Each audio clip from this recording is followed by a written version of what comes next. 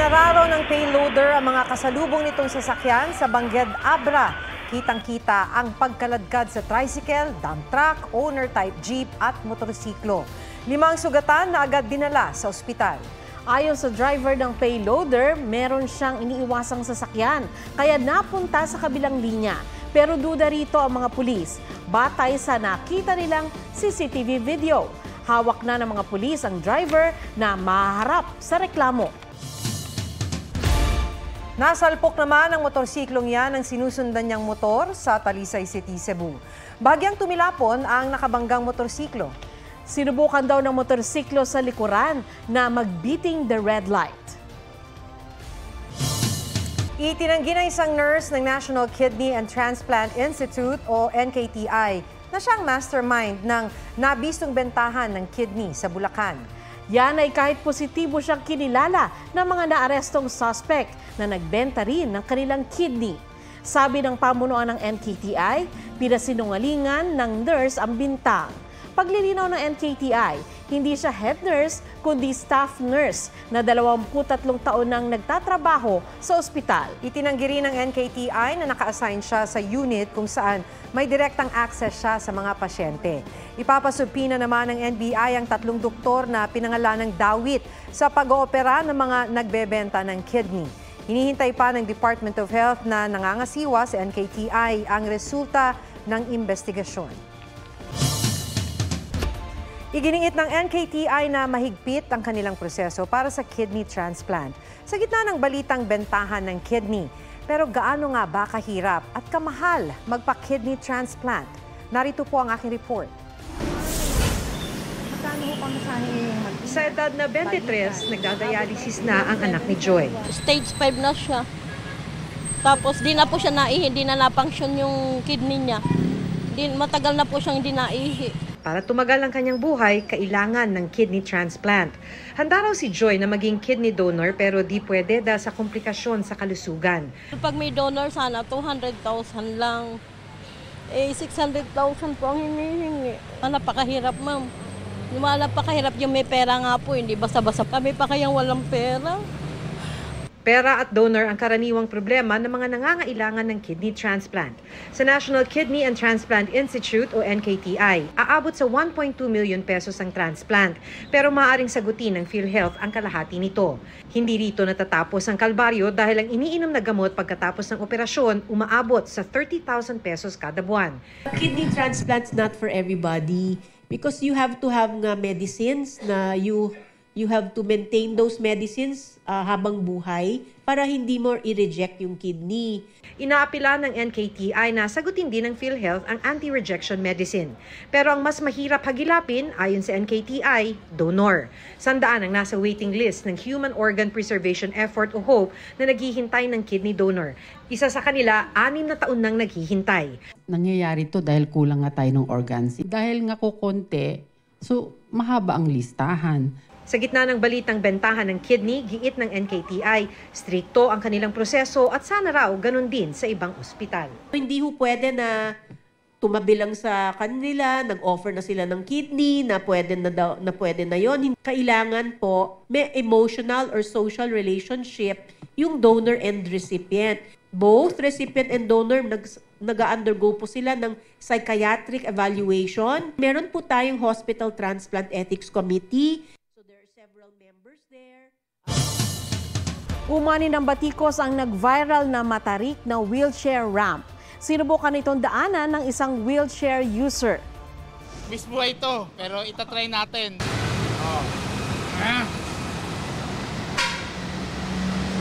Ang hirap. Hindi ko kaya. Hindi ko kaya talaga. Rampang yan ay nasa bagong EDSA Busway Film Station sa Quezon City. Pati pagbaba, challenging daw kahit may nakaalalay sa kanya. Sinukat ni Architect Armad Eustaquio ang rampa. Isa siya sa bumalangkas ng unang amyenda ng Implementing Rules and Regulations ng Accessibility Law. Nasa 14.15 degrees ang incline nito, lampas sa standard na 4.8 degrees. Pero pwede naman daw na hindi sundin ang standard sa mga overpass at underpass. Ayon sa MMDA, limitado ang espasyo para sa mga ramp sa EDSA busway. Naglagay naman daw sila ng hawakan na railings para may makapitan.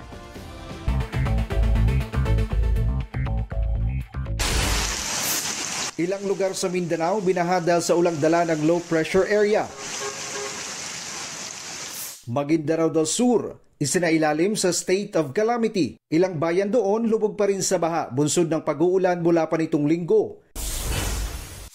2 suspect sa pagnanakaw sa mango harvester's painting na Fernando Amorsolo sa Filenia Museum sa Negros Occidental. Tukoy na ng mga pulis. Inaalam pa kung sino ang mastermind na nag-utos sa dalawa.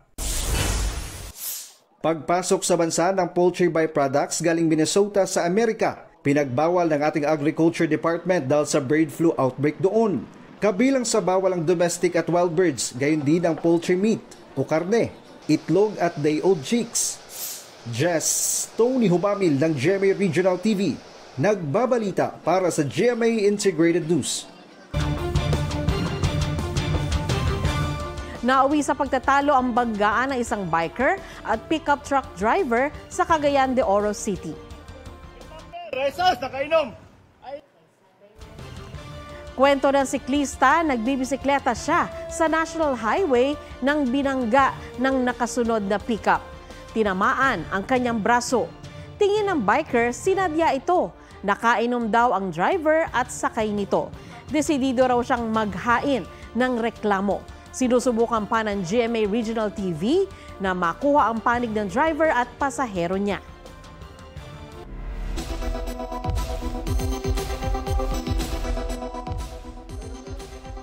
Narito ang tip talk para maiwasang humantong sa road rage ang pagkakainitan ng mga motorista. Ayon sa MMDA, huwag magmaneho ng galit at iwasang maging agresibo sa daan. Mainam din kung paplanuhin kung saan daraan at anong oras sa alis para makaiwas sa traffic na isa sa sanhi ng road rage. Magbigay ng tamang distansya sa pagitan mo at ng nakapaligid na sasakyan. Iwasan ang pakikipagkompetensya sa daan, irespeto ang lahat ng road users. At para na rin sa kaligtasan nyo at ng mga makakasama nyo sa daan, huwag magmaneho ng nakainom. Isa kada 3 Pilipino household ang nakakaranas ng food insecurity o kinukulang sa pagkain, batay sa datos ng National Nutrition Council o NNC. Kapag kulang ang pagkain, nagiging resulta nito ang malnutrisyon. Ayon kay Assistant Secretary Azucena Dayanghirang, ang malnutrisyon ay nagdudulot ng pagbaba ng intelligence quotient o IQ at pagiging bansot. Sa pagtataya naman ng World Bank, hanggang 52% lang ang ng kabuang potensyal ng Pilipinong ipinanganak ngayon ang naaabot dahil sa kakulangan sa nutrisyon. Para tugunan ang problema, inilunsad ng gobyerno at ng iba't ibang grupo mula pribadong sektor ang programang Kain Tayo Pilipinas. Kung hindi man tuluyang wakasan, layon daw nitong mapababa man lang ang bilang ng mga nagugutom sa bansa at mapataas ang antas ng nutrisyon ng mga batang ipinagbubuntis at mga bagong panganak.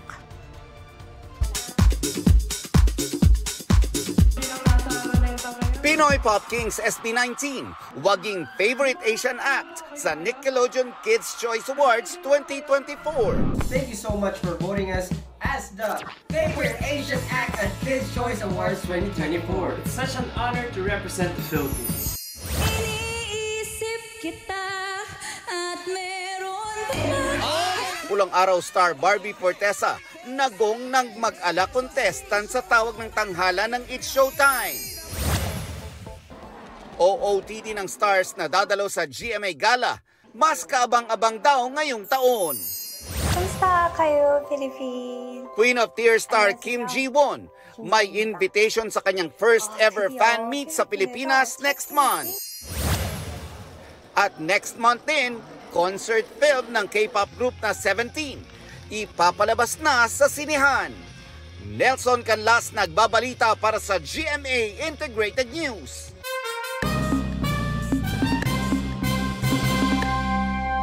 Kapapasok lang na balita, sumiklab ang sunog sa loob ng isang mall sa Parañaque. May live report si Jamie Santos. Jamie? Maki, isang sunog nga ang sumiklab sa isang mall dito sa Barangay Tambo, Parañaque City ngayong gabi. Agad na rumesponde ang mga bumbero para apulahin ang sunog. 9:43 ng gabi nang iniakyat ng Bureau of Fire Protection sa second alarm ang sunog. Makaraan ang halos isang oras, idineklara ng under control ang sunog sa mall. Tinutukoy pa ng mga bumbero ang sanhi ng sunog at halaga ng pinsalang dulot nito. Isang fire volunteer naman ang napaulat na nagtamo ng minor injuries sa kaliwang kamay habang nag-aapula ng sunog. Maki, 10:34 ng gabi nang ideklara ng BFP na fire out na ang sunog. Kasalukuyan na lamang nagsasagawa ng mapping up operation ang mga kawani ng BFP. At yan ang latest mula rito sa Parañaque. Balik sa inyo. Maraming salamat, Jamie Santos.